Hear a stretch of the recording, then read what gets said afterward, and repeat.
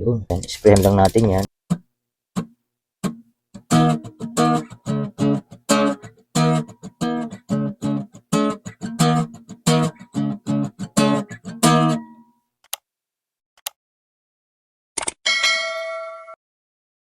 Paano ba tanggalin or baklasin ang ating cell bearing sa hub at paano rin ba ito nire-repack?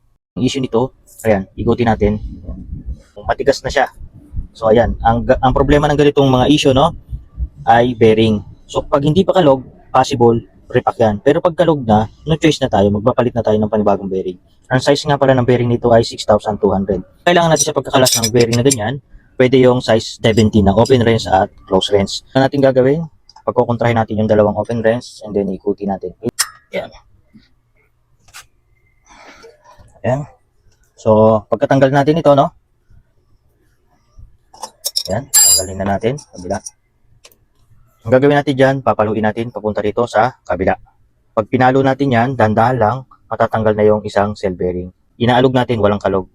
Ang gagawin natin dito, repack lang, lilinisin natin, and then apply natin ng bagong grasa, and then kabit ulit, goods na yon. So, meron tayo dito, rubber, ang puluhan na martilyo. Then, pwesto tayo para may velo, and then papaluin natin ang isang martilyo.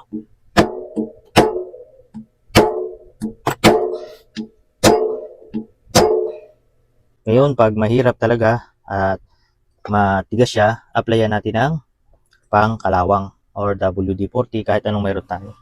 Spray. Kasi pagka talagang kalawangin na, mahirapan kayong magkalas niyan.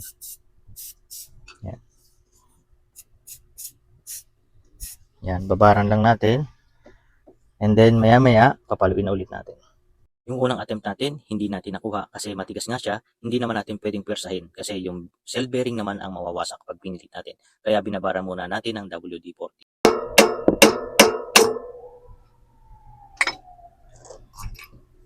Yan, ganyan lang ang pagtatanggal ng bearing. So ayan, check nyo agad yung bearing kung kalog. So hindi pa siya kalog, so i-repack lang natin to, linisan lang natin.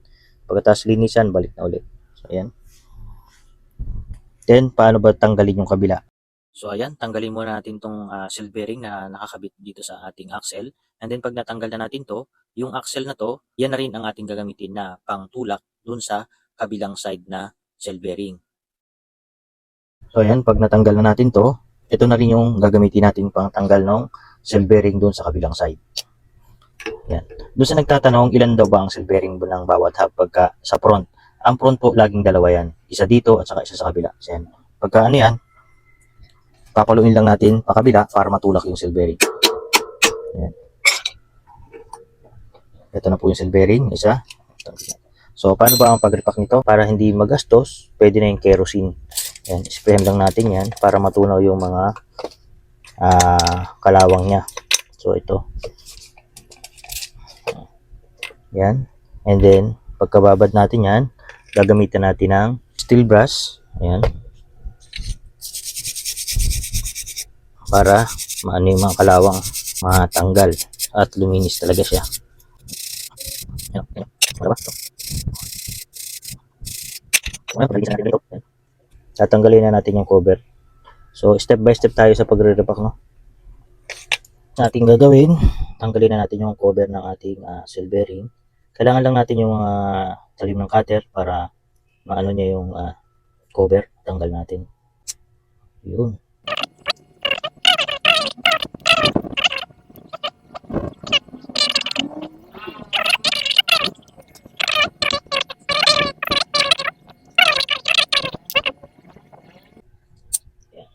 So ito kalawang na, oh. Ayan.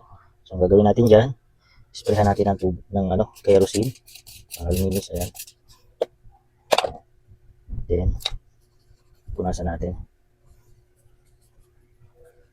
Kung may brush kayo, katulad nito, brushin niyo para mas mawala yung dumi. Ayan. Itong niya, itong cell bearing niya is mukhang bago pa talaga. Ayan.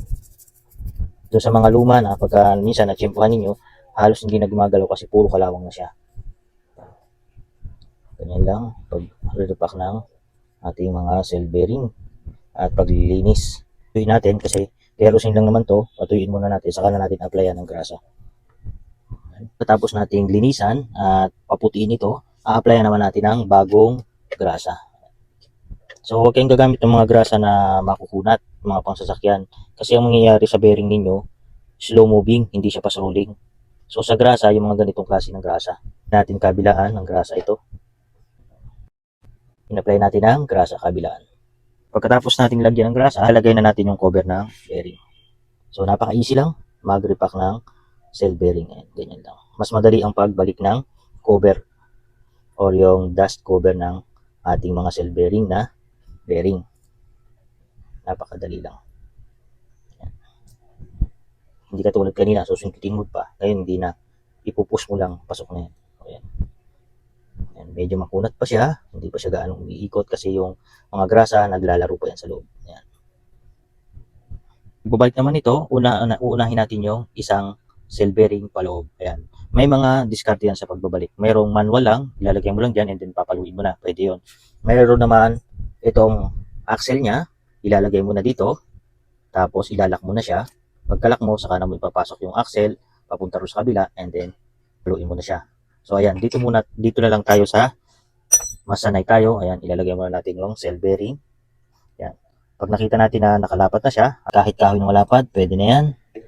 Ayan. Pag pumasok na yung dulo niyan, kusa na siyang papantay kapag pinapalo natin pababa. Kasi eksakto yan dun sa hub. Ayan. Sa kabila naman, pag nailagay na yung cell bearing sa kabila, uunahin nyo to, papunta riyan. Ayan. And then, ito yung isusunod ninyo. Ayan. Dito, no problem na dito kasi ibabaon lang natin ng konti yan. Pagka lalagyan na natin ang tornilyo. So, bago yan, no? Bago to, ito, ilak na muna natin to. Nahirap. So, higpitan natin ito. Okay. Ayan, ito yung sunod natin. Lagay na natin yung ating bearing na nirepack. Ayan. Then, lagay nyo na yung isang tornilyo. Siya na rin na magtutulak dyan, papasok. Kontrahin lang natin dito sa kabila. And then, ikutin natin yung ating ipinasok na tornilyo. So, kung saan ang papasok yung ating bearing paloob. Kita ba sa camera? Ayan, patagilirin natin. Ayan. Ikutin ko. Napapansin nyo, as you can see, yung cell bearing natin ay unti-unti na pumapasok sa loob. So, yung pangalawang paglalagay ng cell bearing is napaka-easy na lang kumpara dun sa isa kasi magpapalo pa tayo dun. Itong pangalawa hindi na kasi ang magpapasok na dyan is yung ating tornilyo na stopper para sa ating cell bearing. Ayan. So, napaka-easy lang. Okay. Ganyan lang po ang pagre-repack ng cell bearing at pagkakalas ng ating front hub na cell bearing. So, ayan. Umiikot na po siya. Kanina, siya ay stuck up. At ngayon, yung ikot niya is okay na. Swabing-swabe na. Ayan. Ayan. Doon sa mga nag-request kung paano magbaklas ng front hub na cell bearing at paano mag-repack ng cell bearing, ayun po, pinag-isa na po natin yung video. Sana po ay may natutunan kayo at nakatulong ako ng kahit konti at nakapagbigay ako ng idea sa pag-repack at paggagawa ng hub na cell bearing. Thank you.